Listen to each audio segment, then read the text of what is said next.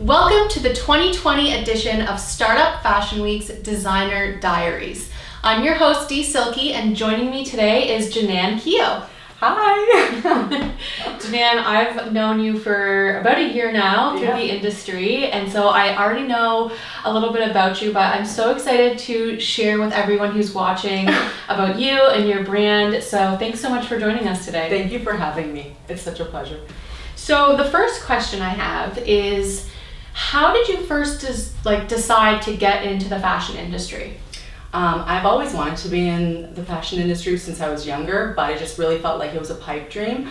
And I put it in the back burner. I didn't really pay too much attention to it until I had my second child, and it happened to be a girl. And I realized, I was like, you know what? If I'm trying to embody the best example I could possibly be for this girl, I need to do everything I possibly can through example and through what I do from day to day. And then I realized, you know what, I'm just gonna go for it. Did tons of research, made sure everything was airtight and it made sense for me, and I mean, here we are today. So you mentioned wanting to set an example for your daughter, and I have to imagine that your background as a child growing up and having difficulty finding really cute, modest clothes was a deciding factor. Can you tell us more about that? Yeah, absolutely. It was such a difficult thing, especially when, you know, Canada, the States, were usually more, we target one type of group and that's all we target. It's not, there wasn't really much diversity, especially in the 90s, even though they did really try, they missed out a whole group of people. And you know, growing up, I remember my mom used to go to the mall and she would spend hours and hours trying to find the right shirt that covered her properly or the way she wanted to be covered. And, you know, you don't have to wear a scarf or have to belong to a certain faith. It just is dependent on your preference and what you feel the most comfortable, you know, day to day and walking out the door. So starting this brand, what has been your favorite part about being a fashion designer? Oh my gosh, meeting all the people that I've met so far. It's amazing. That's, I must say, is like the most important thing for me, is meeting everyone that I've met and building the connection and building a community and a friend group that I wouldn't have otherwise met. You're such an extrovert.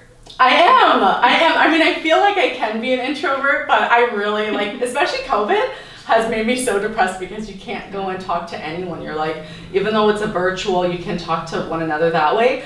It's not the same as seeing each other one-on-one. It's so different. Mm-hmm. So we are wearing your wrap dresses. Yes. And so is our lovely mannequin here. Yeah. And there's so many fun ways you can style these dresses. Yes, yes. So can you tell me about the inspiration behind these dresses? Oh my God, I literally could find inspiration through anything. Like I could see a picture frame and be like, oh my gosh, okay, I can use these types of colors and this type of texture. But at the end of the day, ultimately it is through people that I get my inspiration from. So like a dress that you're wearing, the Felicity wrap dress, was definitely inspired by my mom, and it takes me back to when I was 6 years old, and she was looking for a dress for a wedding, and I think we went to the Bay, we went to Zellers at that time, and so she couldn't find anything, but she did find a dress that was black and white, it had polka dots, it was sleeveless, it was long length, so it was perfect in that regard, and she had to find something to cover her sleeves, her arms, and she ended up finding a red cardigan, and that has all the elements of what she wore that day, and so that one definitely brought me back to that time. And all of them have little pieces and little inspiration for me. They definitely hold a special place in my heart for sure. Yeah. So Jenan, you mentioned that you get, you know, really charged up by being around people, being an extrovert like yourself, and that's been one of the hardest parts of COVID for you, has been, you know, having to self-isolate and not being around as many people as you normally are. Yeah. So my question is, how are you staying motivated during this time, and how are you staying creative where places where you would normally find inspiration and energy are not as available as they once were? That's actually a really good question. I feel like the way the world has shifted, it's still very positive. So you'll see a lot of people on Instagram, they'll do, you know, IG stories, or they'll connect through different ways. So like what you and I did, just for those who don't know, we actually, I gave you a bunch of my pieces to try on, and you ended up meeting up with a photographer, videographer, and we kind of connected that way, where you did a little video and kind of wore those pieces and talked about them and gave everyone a little bit of who I was through that way. And that was really nice, because even though I wasn't able to physically be there, it was still, you know, connecting in that aspect. So it was really good. Another thing is, I think when you reach out regardless to people, whether it's a phone call or a FaceTime, it still helps that way as well. And staying connected. Yeah. For sure. So what do you think about COVID impacting the fashion industry? I know you are a designer that has a wide range in your collection, from, you know, denim to a nice wrap dress like this.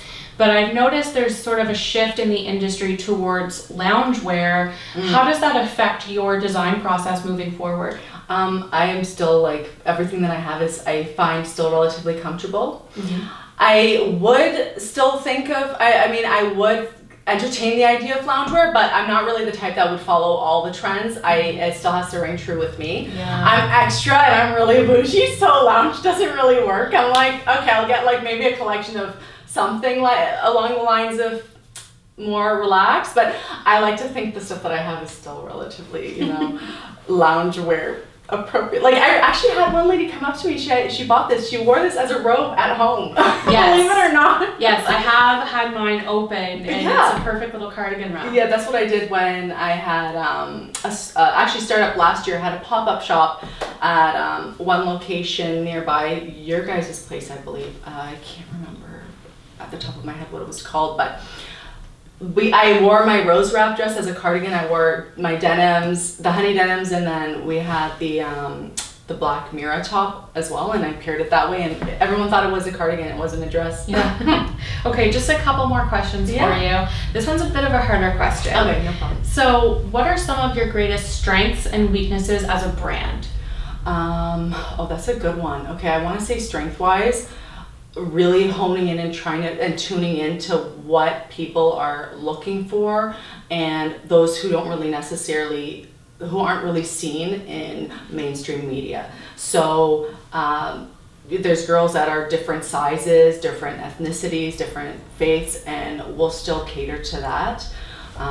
We'll ask tons of questions. I love asking questions, and I love finding out what people are looking for. Even if I don't necessarily include it right away, it's still in the back of my mind as to how I would incorporate, hence the loungewear that you had mentioned. Weakness, I don't know if it would be considered a weakness.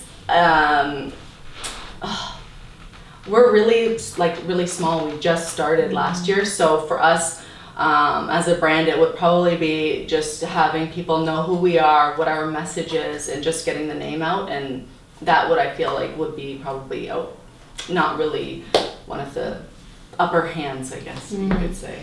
And last question for our viewers, where do you hope to be in 10 years? Oh my God, that's a good question. I hope I can, in 10 years, I want to be able to be in almost every household and everyone know who DANYA is and what we are, and we come from a place of love, and I want that to be exuded in the clothing, and when people see it, they get a good positive vibe in knowing who we are and what we are, and that's basically hopefully what we'd be doing in 10 years and growing as a company. Awesome. Yeah. Awesome. So where can we find you online? Shopdanya.com. Shopdanya.com. Yeah. Awesome. Make sure you follow Startup Fashion Week on Instagram and follow along for other designer diaries.